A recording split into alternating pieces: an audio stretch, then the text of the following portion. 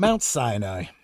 Along the eastern shore of the Red Sea, there stretches a mountainous crest with a number of volcanic craters, at present extinguished. Some, however, were active not many centuries ago.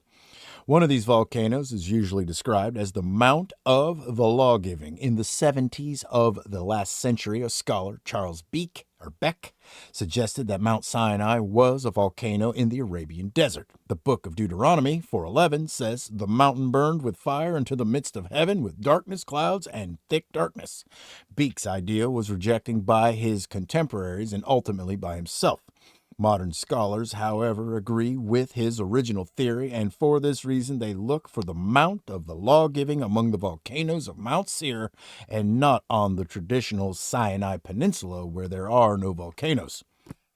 Thus, the claims of the rival peaks of the Sinai Peninsula for the honor of being the Mount of the Lawgiving are silenced by new contestants. Yeah. It is true that it is stated the mountains melted, even that Sinai, but this melting of summits does not necessarily mean an opening up of craters. Rocks turned into a flowing mass. The plateau of the Sinai Peninsula is covered with formations of basalt lava. Wide stretches of the Arabian desert are also glisten with lava. Lava formations interspersed with extinguished volcanoes stretch from the vicinity of Palmyra southward into Arabia as far as Mecca. Only a few thousand years ago, the deserts glowed with the beacons of many volcanoes, mountains melted, and lava flowed over the ground from numerous fissures. The celestial body that the great architect of nature sent close to the earth made contact with it in electrical discharges, retreated, and approached again. If we are to believe the scriptural data, there elapsed 7 weeks, or by another computation, about 2 months from the day of the Exodus to the day of the revelation of Mount Sinai. There were thunders and lightnings and a thick cloud upon the mount, and the voice of the trumpet exceeding loud, so that all the people that was in the camp trembled. And Mount Sinai was altogether on a smoke, and the smoke thereof ascended as the whole smoke of a furnace, and the whole mount quaked greatly.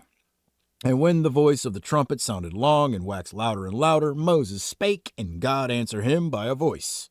The Talmud and Midrashim describe the mountain of the lawgiving as quaking so greatly that it appeared as if it were lifted up and shaken above the heads of the people, and the people felt as if they were no longer standing securely on the ground, but were held up by some invisible force.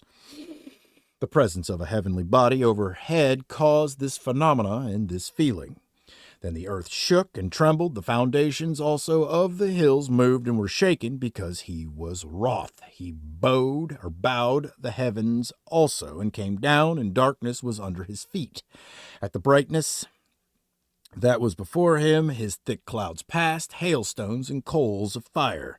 The Lord also thundered in the heavens, hailstones and coals of fire. He shot out lightnings. Then the channels of waters were seen, and the foundations of the world were discovered. Earth and heaven participated in the cosmic convulsion. In the 4th book of Ezra, the occurrences witnessed at Mount Sinai are described in these words.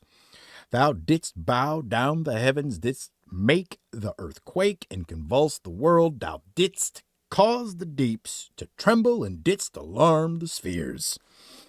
The approach of the star towards the earth in the days of the revelation at Sinai is implied by the text of the Tractate Shabbat.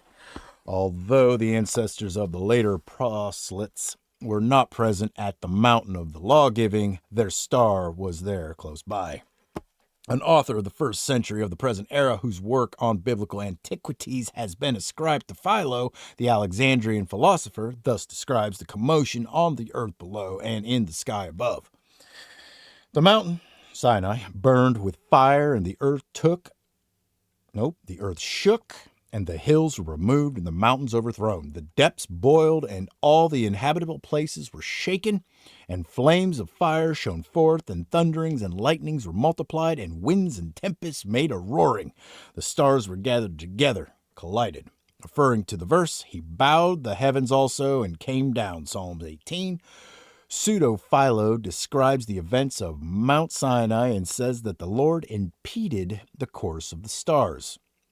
The earth was stirred from her foundation, and the mountains and the rocks trembled in their fastings, and the clouds lifted up their waves against the flame of the fire, that it should not consume the world.